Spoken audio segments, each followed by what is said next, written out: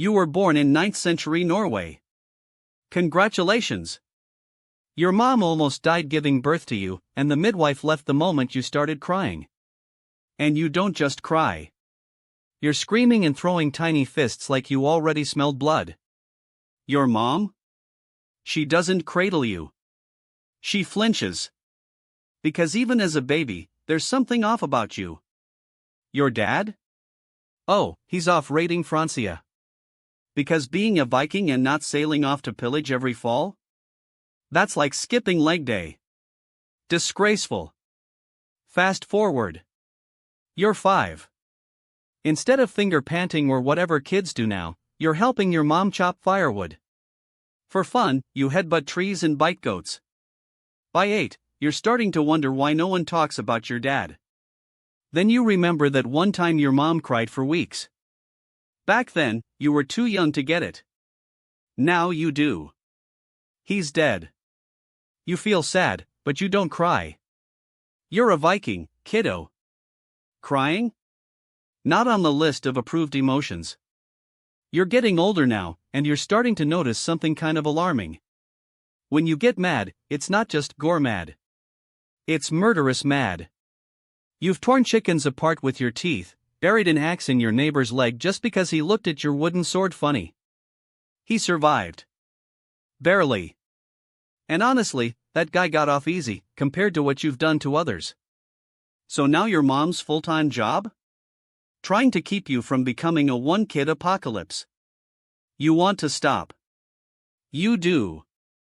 But something deep inside you just really enjoys leaving people with life-threatening injuries to anyone who breathes wrong. Your days are packed with chores. Chopping wood. Hauling water. Pretending not to be a violent time bomb. But nights? Yeah, they're awful. You don't sleep. You get nightmares. Freaky visions. Best night of sleep you ever had? 1 hour. And that was probably a fluke. Your mom finally drags you to the local shaman. He stares into your soul for a bit, then just says, "Come back when you see what troubles you." Thanks, dude. Super helpful. Problem is, you never remember your dreams. Until this morning. For the first time ever, you wake up refreshed. No screaming. No visions. And this time, you remember everything. So you sprint back to the shaman like it's Viking Christmas. He listens.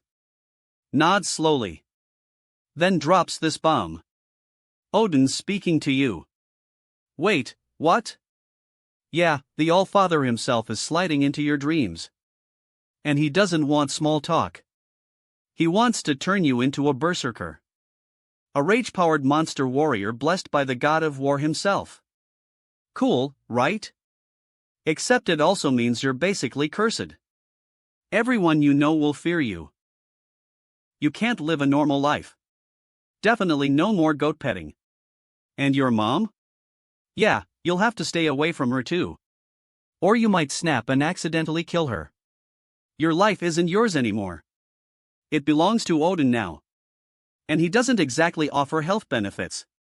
By the time you're 12, you're bigger than most grown men, and about 6 mental breakdowns away from becoming a full-time forest cryptid. The village has had enough, so they send you off to live with the warriors. Which is really just Viking speak for, "Please take this feral child before he eats another baby goat." You get dumped into a group of older berserkers. These guys? Terrifying. They don't smile. They don't speak. They hit like falling trees. So yeah, maybe don't mess up if you'd like to keep your spine connected. You start learning the ways of the axe. Simple enough. You swing it. You chop stuff. You look cool. But then sparring begins. And suddenly, nothing's cool anymore. They throw you in the ring with 2 full-grown berserkers. You land hits. They shrug. You block. Your bones vibrate. Sometimes they even toss you into a fight unarmed. Just you and your bare fists against a guy holding an axe and zero mercy. Months go by. You start looking like a patchwork ragdoll. Bruises, cuts, scars in places you didn't even know you had. But hey, you know how to swing an axe now. Then one night, you're by the fire, wiping blood off your axe. Probably not yours. One of the older berserkers limps over. You like war, kid? You nod. Obviously. He leans in, breath like mushrooms. Then try war thunder. What the hell is that? He tosses a bone into the fire. Doesn't speak for a second. War Thunder is the most insane vehicle combat game ever forged. Over 2,500 tanks, planes, ships, even metal birds that drop fire. You want violence? It's got it. Realistic physics. Explosions that flinch your soul. The battles are massive. The sound design? Uncomfortably real. That sounds impossible. He chuckles. You can play on PC, PlayStation, Xbox, even on a glowing runestone. Mobile, they call it. What does it cost? Nothing. It's free. Just carnage and more explosions than Thor's wedding night. Click the link below to download War Thunder and join 70 million other maniacs. And yeah, you'll get a free bonus pack with the exclusive Eagle of Valor Vehicle Decorator, 100,000 Silver Lions, 7 days of premium account and more. By 16, you're an absolute unit. But physical training isn't enough. Not when you're supposed to be Odin's personal murder machine. So now comes the spiritual stuff. You're taught how to trigger the Berserker Gang. A terrifying battle state where pain means nothing. Fear doesn't exist. And you fight like you're possessed by a god. Because, well, you kind of are. How do you get into this magical murder state? Mushrooms. Not the pizza kind. The hallucinogenic kind. You hate these mushrooms. Every time you take them, Odin shows up in your brain, speaking in some ancient divine gibberish you barely understand. But that's not even the worst part. The worst part is what happens after.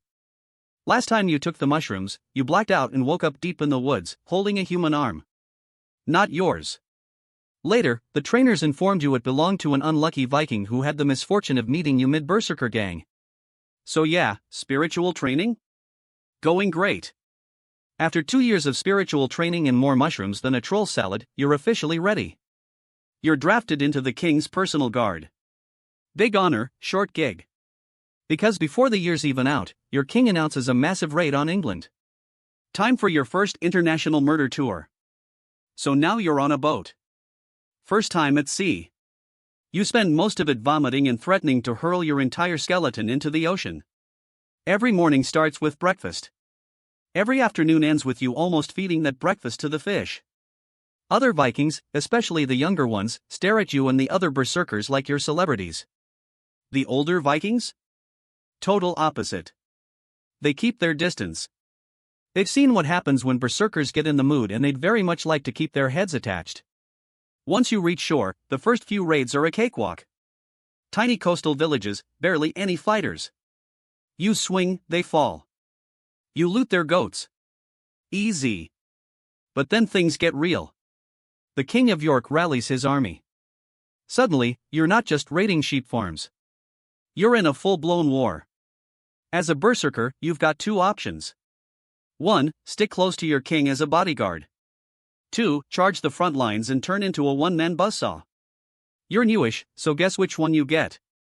You're told to grab a squad of berserkers and charge the front, aka the fastest possible way to die. But you're not scared. Nope, you're excited. Before battle, you do the ritual. You and the others start chanting, cutting yourselves, and munching mushrooms that turn your brain into lightning and chaos. The other Vikings watch from a safe distance, of course, because no one wants to get caught in the splash zone. Then it hits. The Berserker Gang. You and your squad explode toward the English soldiers like rabid wolves wearing fur and fury. The rest of the Viking army is still jogging behind, but you're already in the middle of the chaos, tearing through shields like they're made of wet bark. And then, nothing. You black out. When you wake up, it's quiet. You're lying in some corner of the battlefield, covered in blood that definitely isn't all yours. Around you? Bodies. A lot of them. They're not grown warriors. They're kids, barely older than you were when you started your training. You sit there, surrounded by the aftermath of your own rage, and something sharp twists in your chest. Bitterness. Guilt. Maybe even doubt. Is this really what Odin wanted? Slaughtering scared boys who were just defending their homes? For the first time, you're not so sure. You survived your first real battle. Congrats, right? Nah, you don't feel like celebrating. You head back to Norway and slide right back into your old job, guarding the king like none of it happened. Vikings start whispering about you. They say it's wild how you can flip the switch like that. Bloodthirsty beast on the battlefield. Stoic shadow around the throne. But anyone who saw you in York? Yeah, they're not getting within 6 feet of you. You're basically walking trauma in a fur cloak. And then, against all odds, you make it to 30. For a berserker, that's ancient. Like, retirement home ancient. Most of your kind don't live past 25. Not because they suck at fighting, but because no one wants to deal with them after the blood dries. Too unstable. Too violent. Too unpredictable. But you? You've lasted. You've got the scars, the limp, and a brain that never rests. Your beard's going gray. Your joints sound like creaky wood. Your left arm barely works, thanks to that one time you dislocated it while ripping a man off his horse with one hand. You're no longer the rookie swinging wildly in the front lines. Now you lead the berserkers, the king's go-to-head crusher. You go on raid after raid. Across the sea. More gold. More screams in foreign languages. When your king dies, his son takes the throne and makes you head of the guard. The new king? Not as clever as his dad, but he is a true Viking. Loves raiding. Loves fighting. Loves war. Which means you are constantly busy. More battles. More killing. More trips into the berserker gang. At first, it's fine. You can still control it. Still choose when to enter the rage. But then, something changes. You lose control. You don't decide when the berserker gang happens anymore. It decides for you. Sometimes it hits in battle. Sometimes it hits during meals. Even your fellow berserkers are scared of you. You know it's bad when the other murder mushroom guys keep their distance. And remember those terrifying childhood visions? Yeah, they're back. Nightmares. Shadowy figures. The whole mental horror show. Your solution? More mushrooms. Old strategy. But it just makes everything way worse. Your brain's fried. Your spirit's wrecked. The years of killing finally catch up to you. And suddenly, you're not a warrior anymore. You're a walking threat. The king dismisses you. Not because you're weak, but because you're too dangerous. You go to the shamans, desperate for answers. You beg for rituals. Visions. Clarity. Anything. Nothing works. Eventually, you do the only thing that makes sense.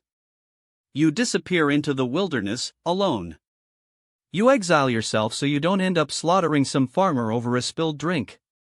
And every night, the dreams come back. Always the same. You're killing people. But you can't see their faces. Just bodies. Screams. Blood. It's like your soul is stuck on repeat. You hate it. You beg Odin to end your suffering and take back the rage he gave you. Nothing happens. Years pass. Odin says nothing. Either he's ignoring you, or he's done with you. This morning, you walked into town. Looked every Viking in the eye. Challenging them all, come kill me. But no one steps forward. Not one. Because even in your madness, even with your gray beard and limping leg, they still remember you. The nightmare from York. The man who tore enemies apart like paper. Now, you're alone again. Staring at that thick rope, thinking, if Odin won't take your soul, maybe it's time you deliver it to him personally.